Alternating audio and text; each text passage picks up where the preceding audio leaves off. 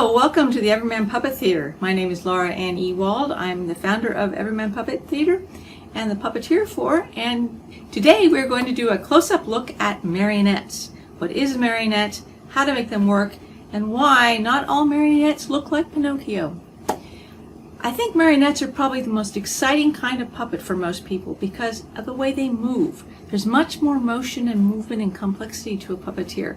We're going to do some simple puppet marionettes and some complex marionettes, but they have action. They're always moving because they're always on a string. Instead of being held steady from below, they're kind of floating there and letting gravity take them as they're moving. So marionettes, lots of fun, and we'll get started now.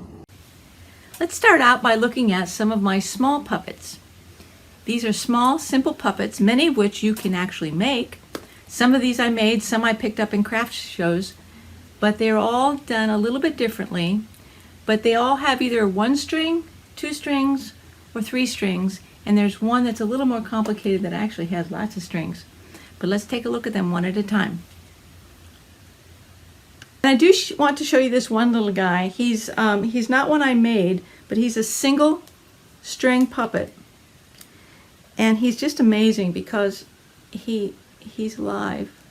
And he just comes around and he's got these little eyeballs and he's really cute. And he just keeps going around and around and around and around. And he's on a string. He's got a string on his nose. And you're supposed to put the string, if I can get it off me, in your pocket. If you put it in your pocket, and then you can just keep playing with both hands. And he just keeps going and going and going because he looks like he's crawling from hand to hand and hand. But he's a single string puppet. He's just a little fuzzy thing, but he looks like a live worm because why? I'm moving him. He is a marionette, but he's a different kind of marionette, and he's only a single string marionette. But he's really cute. I got him at a toy store in Nashville Airport. That's what happens when you're a puppeteer. Everywhere you go, you see puppets, and you can't help but picking them up. I do want to talk a little bit about strings. This guy has, it's a nylon string, and it's very, very thin. I'm not sure you see it there. You can see a little bit of it there. And it works for him. But I'll tell you, multiple string puppets, you do not want to use nylon strings. I know a lot of people will make homemade puppets and they buy fish line, nylon fishing line. And as any fisherman will tell you, fishing line gets tangled. And it's kind of inevitable that your fishing line will get tangled. And puppets is just disastrous. So you want to use something else. I do want to recommend, when you're buying stuff for your puppets, to decorate your puppets or strings for your puppets, go to your local sporting goods store or department and look into the fishing gear. Because the fishing gear is where you're going to find a really good lead line that is not actually nylon, it's something else. The best thing I ever found in my closet when I started working on puppets and when I started building this guy especially was my tie flying kit. Now, my uncle gave this to me because he was a fisherman and I wasn't really, but he gave it to me. The tie flying kit was fantastic. The tie flying kit has something in it that is perfect for puppets, and that is the cord they use to tie flies with is perfect strings for puppets because it's thin, it's black, and it does not get tangled like the nylon strings do. That doesn't mean they're not ever going to get tangled. Don't get me wrong. They will get tangled. It's inevitable. But they don't get tangled like the nylon strings do.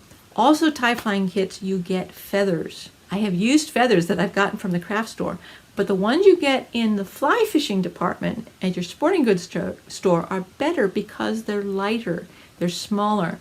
In the craft stores, you usually get the big feathers and they're kind of stiff, and trying to maneuver them and glue them over heads of puppets doesn't work very well.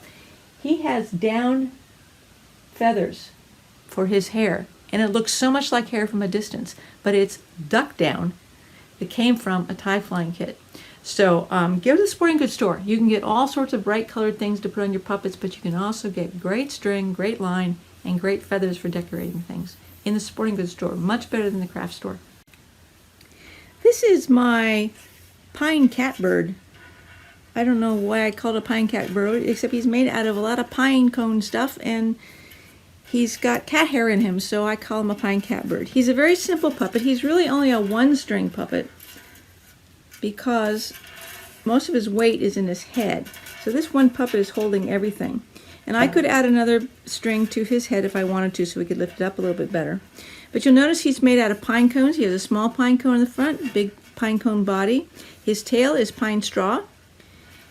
His ears are made of, it's a nut tree that we used to have, and when the nuts got all ripe, they broke into even segments, and so I put 2 of them on as ears. And his feathers I bought in a craft store, and his feet are braided string. His neck is braided string. So basically everything about this is natural except for his pom-pom for the eye sockets and his googly eyes, and his control string. Now he doesn't do much, but he does bounce nicely and he has a good look to him, and that makes him kind of fun.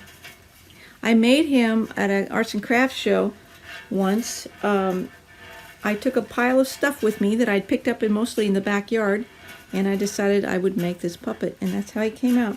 And by the way, he's fuzzy because I used to comb my 2 long-haired cats, and I'd save their fur, and that's what he's got stuffed in his pine cone to make him look fuzzy. Goodbye. Okay. Now, if you joined us for Let's Make a Puppet, Let's Make a Marionette, you will recognize him because he's the bottleope we did. He is he's called a bottleope because, well, he's made out of a bottle and bottle caps. Now, I dressed up the one side, but the other side I left the way it was when we were finished last time.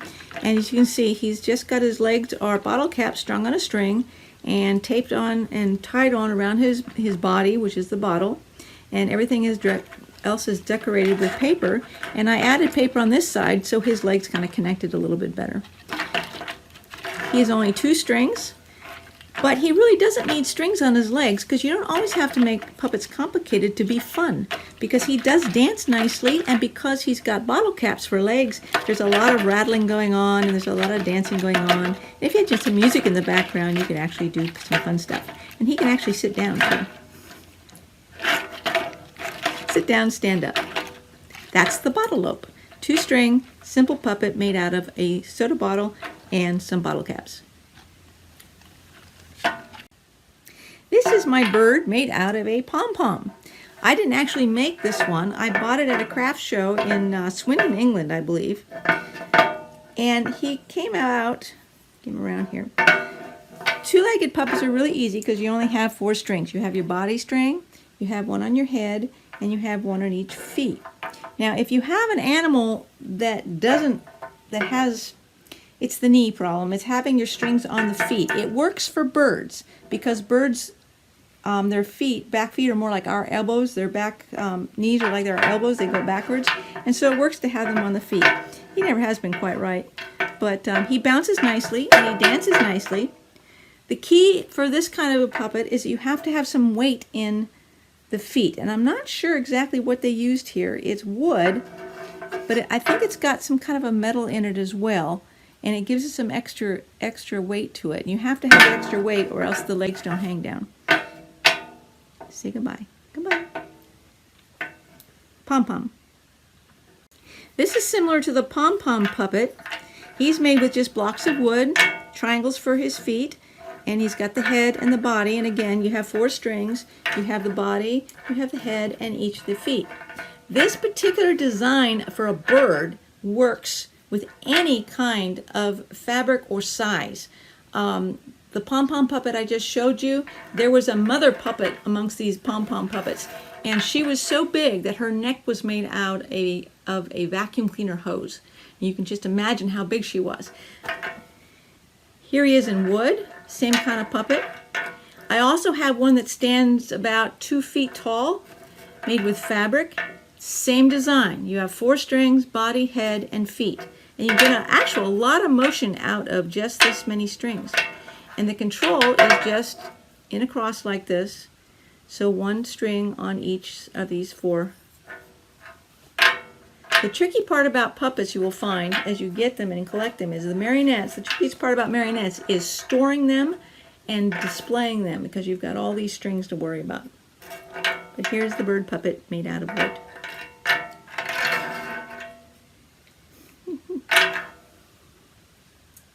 Here's another puppet that you can easily make. It's made out of wooden beads, big wooden beads and a long wooden bead. small wooden beads, and some yarn. And then we've got some strings. In this case, we have 4 feet, so we have 4 strings there. We have a string on the behind. We have a string on the head. And I actually added this middle string here, which lets the shoulders come up, so it can actually look down. This particular kitty cat is missing a tail. It never had a tail. I don't know why, but I will make one of these days. I think I bought this at the Children's Museum or Toy Museum in London, England. I'm not sure where I got him from, but I remember having to pack him on an airplane, so he came from a long way away. But he's really nice because he can dance. Like the bottleope, he has 4 legs. Unlike the bottleope, I have actual strings on each foot, so I can lift him up 1 foot at a time if I want to. In this case, the control is a little more complicated. We have then 2 cross pieces on a center stick, and that way each foot is on one of these, and the head and the back are on the cross piece. So that's what you got. But it would be pretty easy to make if you have access to beads. And it dances. Okay. This is my school of fish. I did an underwater show. This is back to the Mermaid and the Sea Dragon. I think I've shown you Smitty from Mermaid and the Sea Dragon. And we needed some fish. We had a jellyfish, and we had a hermit crab, and all sorts of stuff. But this was just to give an idea of it being under the ocean. Now this is actually one puppet, even though you have 5 little fishies on here. It is not a fish puppet, it is a school of fish. And if I can back up so you can see all 5 of them. To get them to swim all in the same direction at the same time is the tricky part. When I just had 5 strings hanging from this center support, I had 5 fish going in 5 different directions. To get them to be in one piece, I took a thread and I started with his nose and went through his tail and up to his nose and his tail and his all the way through. So I've got one piece of thread running all the way through the school. So now, even though they wobble like they're swimming, they're actually all going to move together and go in the same direction. And it actually was very effective. They're on black strings because the backdrop we had was very dark. It was an underwater thing that looked like seagrass and dark blue water, and it really came out nicely. The tails are felt with some glitter paint on them. The fish were made out of a sweater. One of the best places to shop for materials when you're doing puppets is a thrift store. I found this sweater that had some worn spots in it. I wouldn't want to wear it, but it had these nice silvery threads running through it. And boy, I'll tell you, under the stage lights, these guys came out really well as they're swimming along. And then what I did is I cut out the fish shape, 2-sided, and then I cut out the little tails to put in there, and everything is hot glued. And then I put the eyes on and used the glitter paint in the tails. And so they all sparkled and looked really good under the lights. So a school of fish. Again, it's a simple puppet. There's only one control place here. It's got 5 strings, but you're working as one because they're all tied together as a school of fish. Now, if you watched our video on the types of puppets, you've already seen my purple cow. Purple cow is really pretty simple. Again, she's 2 strings, one in the haunches and one on the shoulder, and then I added strings to her head so she can turn. Now, she doesn't really have a great deal of movement on her head. She can't look down, for example. That's just because by the time I got hot gluing everything, it was a little bit stiff. But I did want her to be able to turn her head and look around, so she can do that a little bit. And everything else is pretty common stuff. We have felt on the feet. We have the hooves are made out of medicine cups. And I could add another string, and one of these days I will. I keep saying that. I'll give her a string for her tail. But in the most part, she moves really very well for what she is. She can sit down too, if she wants to. She can stand up, kind of awkwardly, but then, I think bison are a little awkward when they get up and down. But her head is carved styrofoam, covered with felt and fuzzy. Okay. Bye. Now I want to talk about making human puppets.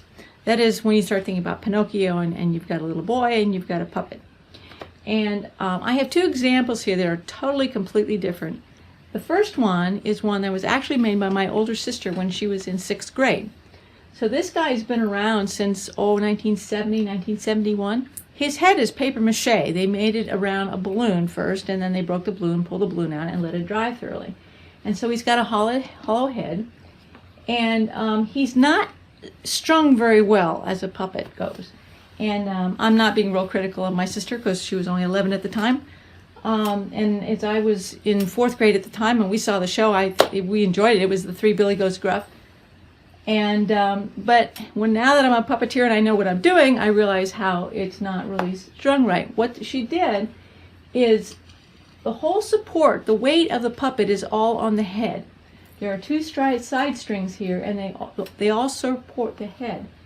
The whole body is supported. That means you don't have individual movement of the head.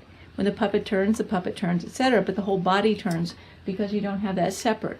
And then it's got a stick that comes down and is connected to the neck, and then there's a whole stick that goes all the way down the body. If I can find it here, there it is. And then it's got different pieces of wood that are all tied together with string. So you have these pieces of wood coming together, and then there's a hole in each of them, and there's a string tying together. The problem with that is that's not how our joints work. In this case, our elbow can move in and out and backwards and upside down and everything, and our elbows don't do that. Our elbows do this, okay? The same thing with the knee, and our knees don't do that. Our knees, just do the up and down. So I want to show you this puppet over here. This is one I made when I was in college, and it's carved out of wood. And I can show you the difference in how it moves because it's strung properly. The weight of this puppet is not resting on the head. The weight is resting on the shoulders. So the shoulder strings are what make this puppet stand up. And that means that the head is loose to move separately from the entire body. Now, where he has it so that he basically can look up and down, but he can't really turn right and left without turning his whole body. He can do that because his head is on the way I did that one. He's got an eye hook sticking up through his neck, comes down like this, and then I have a nail through his chest like this. So he has this movement and this movement, but it's not going to be anything totally what our neck won't do. So that's how that works. His arms are soft. These are 2 sticks for this arm. This one is all soft from all the way down to where his arms start, and I carved these and they're about that long, and I stapled the fabric on it. So his arms are stiff, but up here they're soft. And how do I get them to bend to the right place? I did a seam. I sewed a seam across it, so you have this elbow movement in there that is going to look like a real elbow instead of just kind of crazy. I did the same thing with the knees. The knees, instead of being just 2 sticks together, the bottom of it is like this and the top of it is like this, and so the knee only works like this. I don't know if you can see on camera very well, but his knees go straight up like this, just like a normal person's leg does. And this is why it's important. You'll notice he has his strings on his feet. And if you have strings on their feet, all you can do is goose step. We don't walk like that with our feet like that. We walk with our knees coming up. And so we have the strings on the knees. Nothing on the feet, just on the knees. Also, this guy can't bend over because his body is in one piece. There's a stick from here to here, and even though there's a string back here so he can bend over, he can't bend over because his body doesn't bend. Now we bend in the middle and he doesn't. This guy can, because even though he's made out of wood, his upper chest is a chunk of wood, his hips are a chunk of wood, and in between you have fabric, so that he can actually, he has a string back here, and he can actually bend over in the middle, as people really do. Whenever you're making any kind of puppet, but especially important in the string puppets, is look at your own anatomy. Look how it works. Look how your knees work. So figure out his hands here. I spent a lot of time when I was carving those looking at my own hand to see how my fingers came together. And if I made a fist like that, where would my thumb be in relationship to my fingers? And the same thing if I'm pointing with this one. How do my other fingers fit in there? He has, you might notice he has pointed ears. I actually patterned him. I wanted him to be a Romulan. But he ended up, I sat there when I was working on him. I had all these, my Starlog magazines out there, and I had all these pictures of Leonard Nimoy as Spock and Mark Leonard as Sarek. And I had these pictures around me so that when I was working on him, I could get the ears right and I could get the whole look right of that kind of a person. So what we do, I did the same thing with my purple cow. Before I made the purple cow, I had pictures of buffalo to see how they looked. Whenever I'm making any puppet, I always get a photograph of the real animal. And again, I'm not looking to make it exactly anatomically correct, but I am looking to get what is it about that photograph of that animal that tells me that that is a pig, or that is a cat, or that is a dog, or that is a bird, so that I can put those characteristics into my puppet. All sorts of things you can do. I forgot to mention the hands. He's got his strings on the end of his fingers. He's got his on his wrist. A lot of times you see puppets where the strings are on the back of their hand, except our hands, again, they don't go up and down like this. They come in and out like this, and so the strings are better on the palm of the hands than they are on the back of the hands. So again, look at yourself before you make your puppet. Figure out where your strings need to go and how much movement you have to have in it, so you don't have fun, crazy things happening. But marionettes are great. They're so much fun because they have so much movement, and they can dance because gravity gives them all this funny movement that you don't get with the static puppets. You know, the hand puppets and even the rod puppets are kind of static. But these guys, because they have gravity helping, they do a lot of dancing things. That is our puppet close-up of the marionette.